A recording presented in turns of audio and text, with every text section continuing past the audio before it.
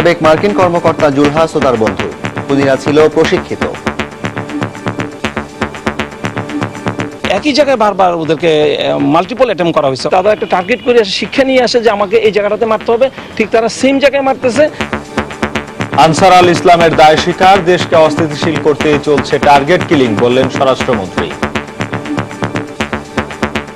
জোড়াখুন, এটা অবশ্যই target killing, তাকে টার্গেট করেই খুন করা হয়েছে।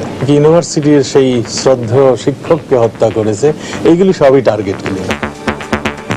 হত্যাকাণ্ডের নিন্দা জাতিসংঘে।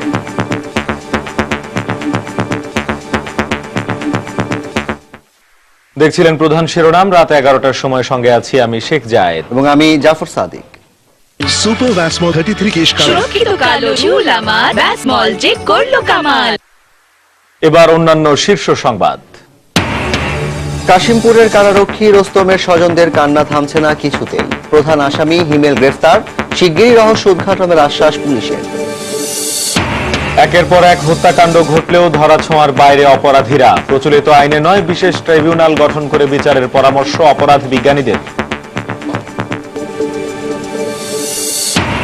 রাজশাহী বিশ্ববিদ্যালয়ের শিক্ষক রেজাউল হত্যার ঘটনায় জড়িতদের দ্রুত গ্রেফতার এবং শাস্তির দাবিতে আজও প্রতিবাদ কর্মসূচি, ক্লাস বর্জন।